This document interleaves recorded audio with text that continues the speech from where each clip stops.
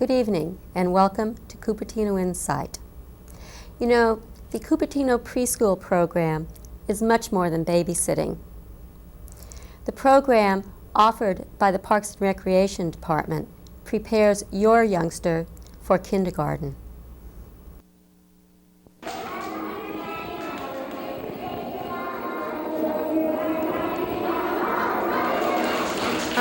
It's not just babysitting. We introduce the children to colors. The most important thing that Heather and I feel is we introduce them into a group of other children. It's usually their first time away from their mothers, and they have to learn to share, and they also have to learn during circle time that the teachers are talking and they have to be quiet. Also following directions, I think, are very important. Because when they do go to school, the teacher has a group of children, and they have to understand that when the teacher asks them to do something, they're expected to follow the directions and do what they're asked to do. Mine's going up. Mine's going up. Mine is going up. Yeah, it won't. You described the activities that took place today that we saw. We first talked about the bones in the body, and we had a skeleton on the wall, and we connected their head bone to the neck bone to the arm, and they were assembling all these parts.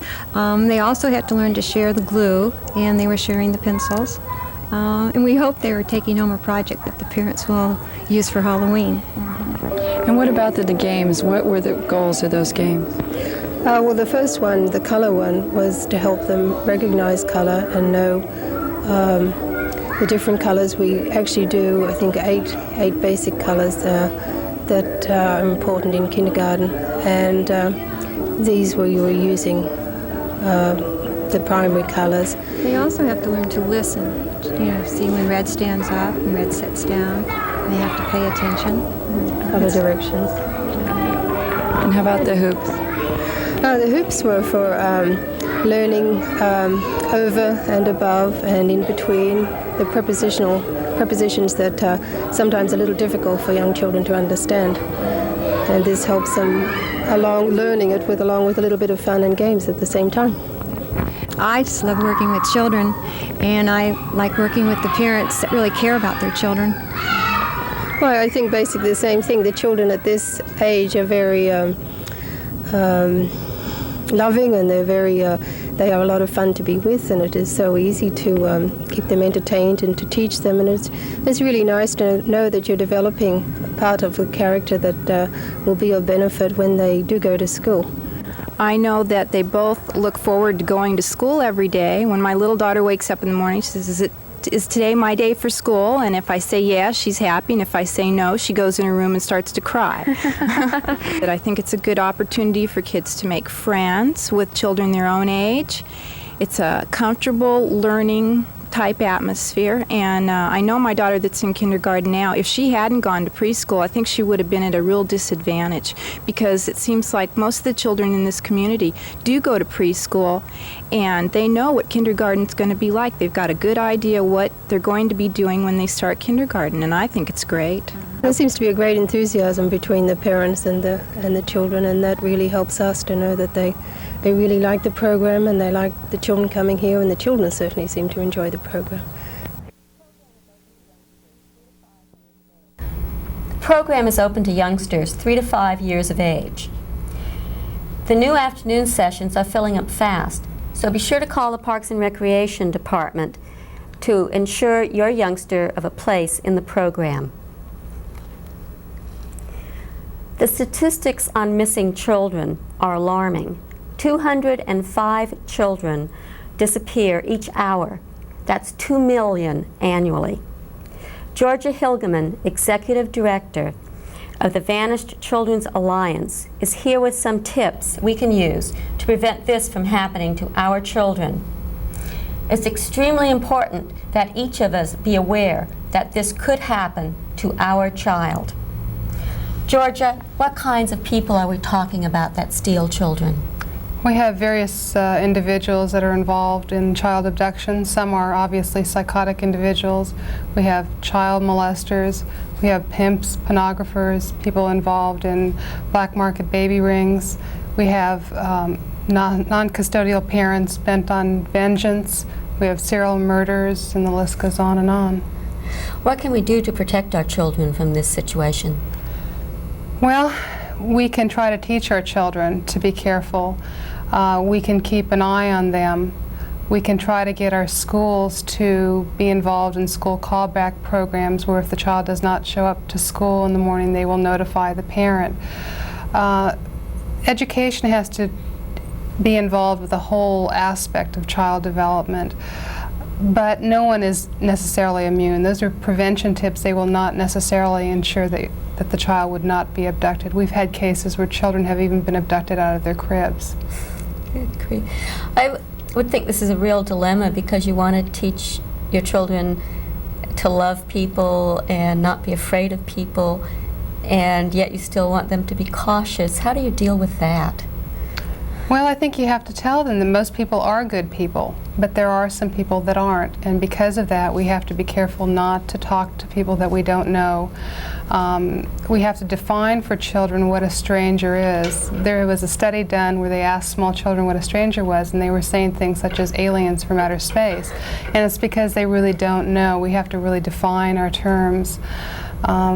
But it's not always strangers that are abducting children. Sometimes they're non-custodial parents, and that is a really hard thing to try to prevent. The children themselves usually can't prevent it, especially if they're young. What services does the VCA provide? Well, we do a lot of training in terms of prevention, and we also deal with trying to locate and recover missing children. We would give a parent of a missing child some preliminary information on what to do with law enforcement, getting posters out, following up every lead that they have. We would then suggest that they register their child with us, and we go to all kinds of extents to find these kids. One of the things that we are able to do is to get the pictures of missing children aired nationally, and through that we're able to get lots of sightings. We have 6 chapters around California. Here in the South Bay area, we have support group meetings for parents and for recovered children and children that were left behind, because we feel that unless the parent can keep going, it's pretty hard to keep the search going. And believe me, it's hard to survive day to day not knowing whether your child's dead or alive or what happened to them. I would imagine so. I know you're a nonprofit organization. How do you get your funding? The goodwill of people. We have not had a lot of money historically. We've been in operation for 4 years, and last year we had the biggest budget ever, which was $6,000. It's not enough. The problem is astronomical, and just paying our phone bills becomes a problem every month.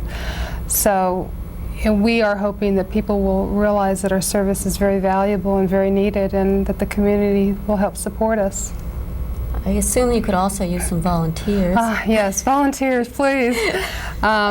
We are getting 3 to 5 new victim calls a day, and we have a lot of people who are victims that are calling us on a continuous basis, and a lot of sightings, and we really need people to help us with the phones and with distributing posters of missing children and writing proposals and just all facets of the program. Oh, I see. If someone wanted to volunteer or make a donation, where could they call? They could call us at 266-6005, or they could write us at P.O. Box 2052, Los Gatos 95031. Okay, thank you. Thank you. Now we're going to show you some pictures of missing children. If you have any information on any of these children, please call VCA.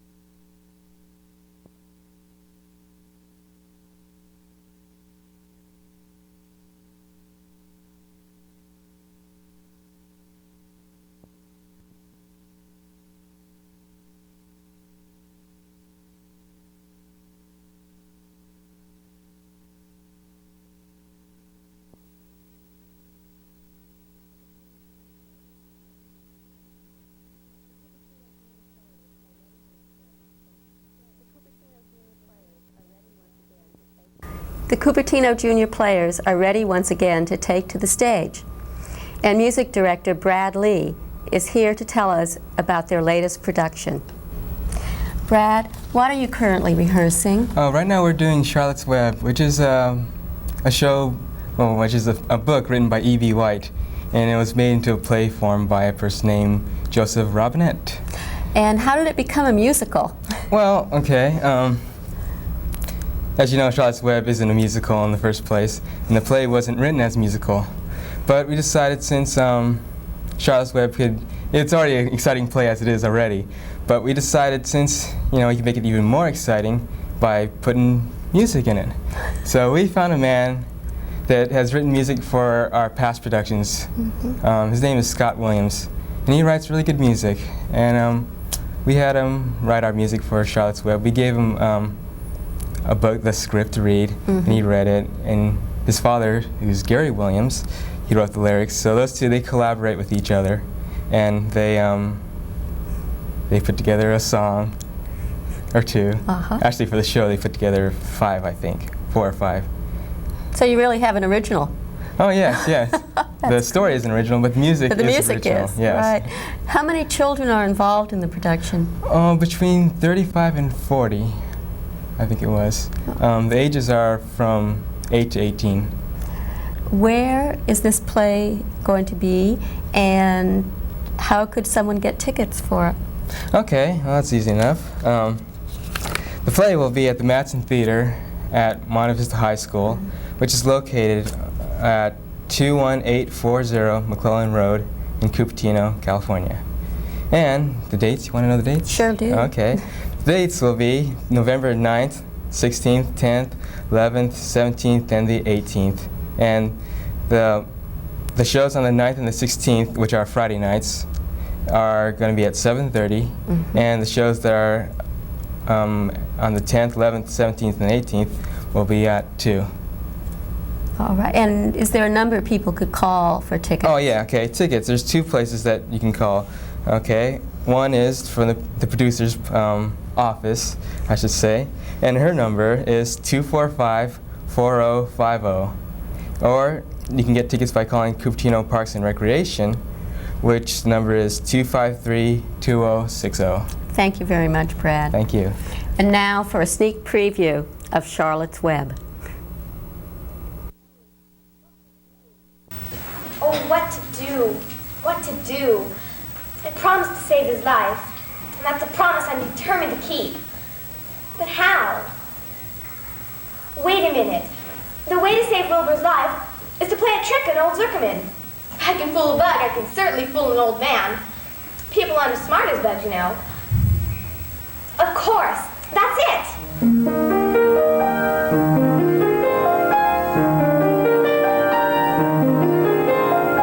When you look, do you see, or do you look right through me?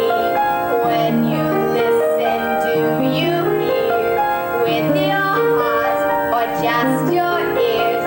Open your eyes and look around. Open your ears and hear the sound.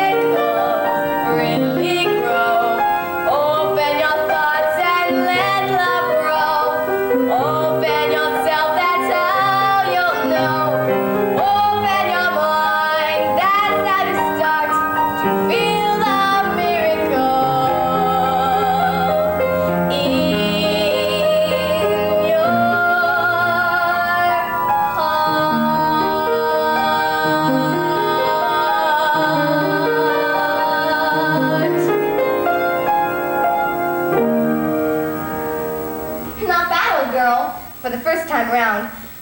But that was quite exhausting. I better catch a little nap before daybreak.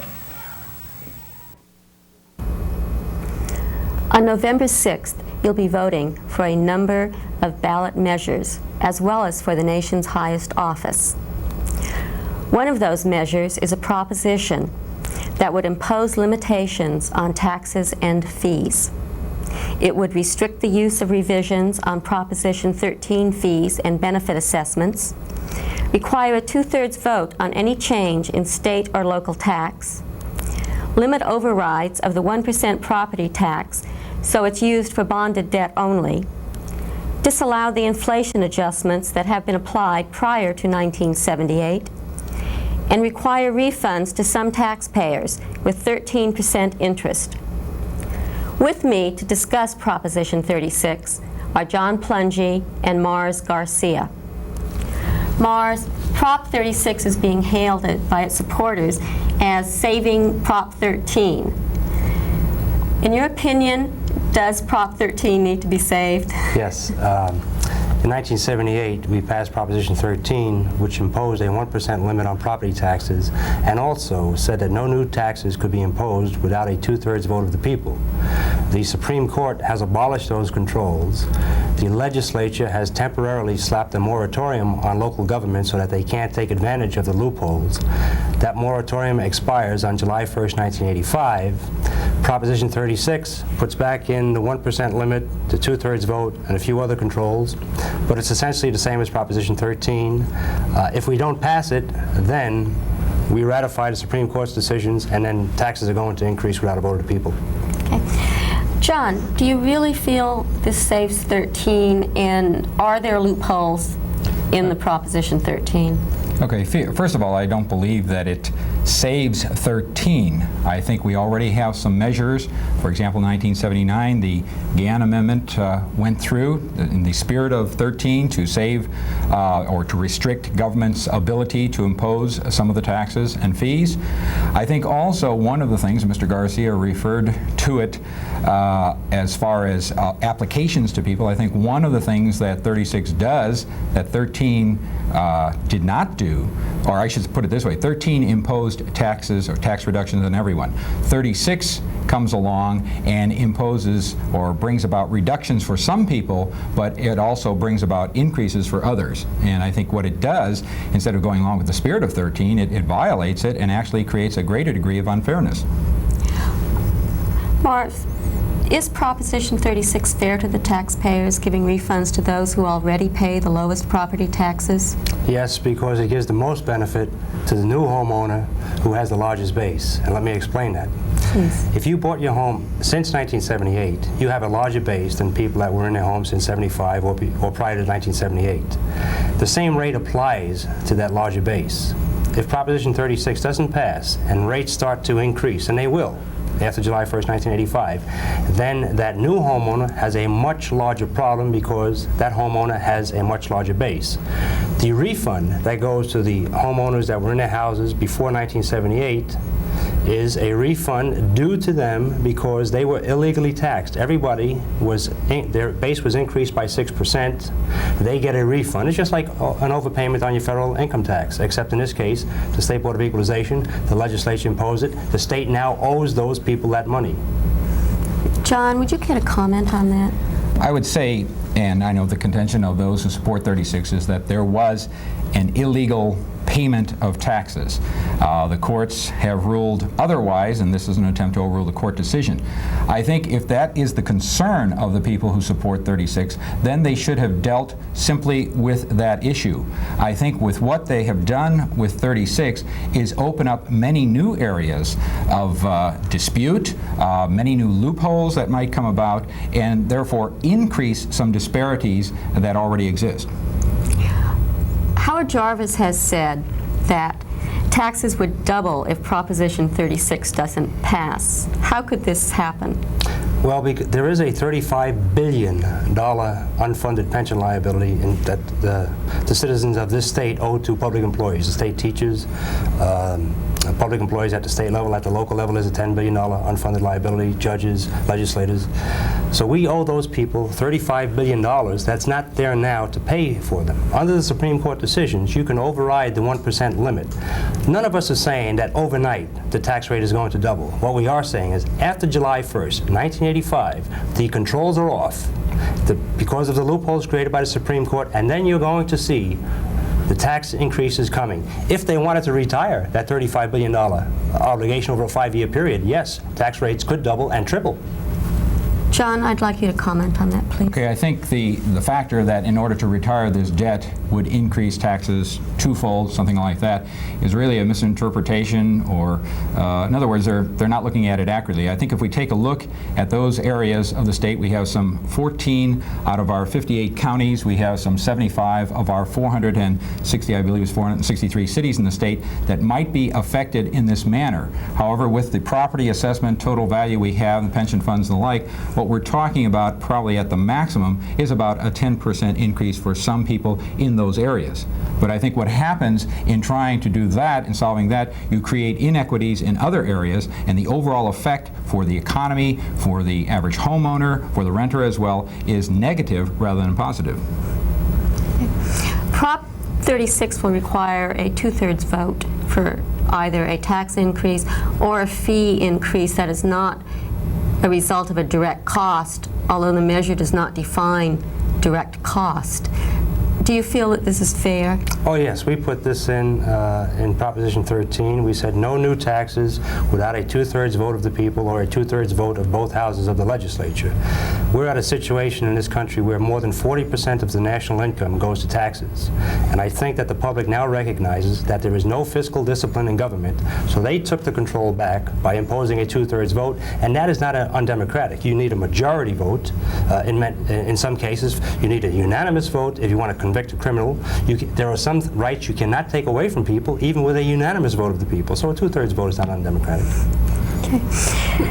John, I'd like you to comment on that, please. This I would disagree with Mr. Garcia on. If you go back to the Constitution, our founding fathers, as they set up the Congress to function, that generally speaking, all laws should pass with a simple majority vote, and only in cases of the passage of a constitutional amendment would you have a 2/3 vote and then ratified by 3/4 of the states. I think it's kind of ironic. Even Proposition 13 would not have passed had a 2/3 vote been required. It was only 64.8% of the people who approved of that. And what you're really doing by imposing this 2/3 vote is you are letting the minority really decide the issues, rather than, in our true democratic fashion, to have the majority. In addition, what you're doing too is you are actually transferring some of the power, and 13 did this to some degree, and 36 does it to a greater degree, to the very legislature that Mr. Jarvis and many people were against. They felt they had too much power, they weren't handling the taxes wisely in the first place, and now it's giving additional power to them and taking it away and out of the hands of local government. Being city clerk and being responsible for elections, wouldn't this create an election nightmare if every time we wanted to raise a fee we had to call an election? I think if you wanted to create a new fee, yes, but you have to understand that in Proposition 36 there are only a few types of fees that are controlled. We do not control parking meters or airports or mass transit or anything you have the option of using or not using. What we do control are regulatory fees and mandatory fees imposed on the people, where the person has no choice but to pay them because some official from government shows up and says, I want to inspect your home, or I want to inspect your building, or you need a building permit. So it's only a select type of mandatory fee that we seek to control. It can grow consistent with the rate of inflation. If government needs more than that, all we ask them to do is explain it to the public and ask them to vote to approve that by a 2/3 vote. If it's a new type of fee, then they have to go for a 2/3 vote. I have a question on that, because I have read the analysis that came out in the measure, the ballot pamphlet, and it seems like this would pertain to such things as parks and recreation programs as well, to go out for an election, rather than what Mr. Jarvis's intent was. Well, the language itself says, it uses the word imposed on the people or on a person. Okay, so that means it's like a department store. When you go in to buy something at a department store, they don't impose a price on you. You do that voluntarily. And then we argue in the ballot. We clarify, we argue in the ballot. We mean only mandatory imposition. And then the third level of protection is the Supreme Court itself, because in violation of some cardinal rules of legal construction, they have always favored the revenue-raising interpretation, and the revenue-raising interpretation is one that says it only applies to mandatory fees. John, would you like to comment? Okay, first of all, I think the comment that Mr. Garcia made about the fact, well, we mean this.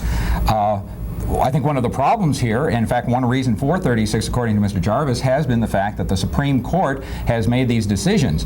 And by the very fact you have written one thing and you say we mean another thing, it's going to throw it right back into the court, the very court that Mr. Jarvis and the supporters are so much against. I think the other thing is, and this particularly pertains to Cupertino, prior to Proposition 13, Cupertino was reducing some of its tax rate. With the passage of Proposition 36, even to reduce taxes, we would have to go to a 2/3 vote of the electorate, which is a costly, time-consuming process. And I don't think the voters would object if the city council says we wish to reduce a tax rate to actually go through the process of an election, have the 2/3 vote. I think it's redundant, it's unnecessary, and this is one of the weaknesses within the proposition itself. I'd like each of you to answer this one at a time, please. Okay. What effect would Proposition 36 have on the revenues of not just cities, but also school districts? There is so much money available at the state level, and there's at least $3 billion. It may be as much as $5 billion more next year than exists this year. There's enough money to pay the refund, plus give every state program, including education, a significant increase in funding. And the money comes from a $950 million reserve that exists, $2 billion that the chairman of the Senate Finance Committee and Jess Unruh both agree is accruing on top of that, and then you have a couple of ballot propositions that are likely to either increase revenues or cut costs. So there's at least $3, maybe as much as $5 billion to deal with the problem. Shouldn't be any significant cuts. John? I find it somewhat surprising, Mr. Garcia, referring to that $950 million reserve that Governor Deukmejian insisted be kept, because he said this is sound fiscal policy. You must keep a reserve. I think, yes, in the provisions, some funds would be lost from education. The state would have to make those up. I think in the long run, however, if you are reducing the amount of revenue coming in, then what's going to happen is programs are going to have to be cut, or, for example, the reforms being made in education, the advances being made, would suffer also from this lack of funding available to them. So I think it's just too confusing.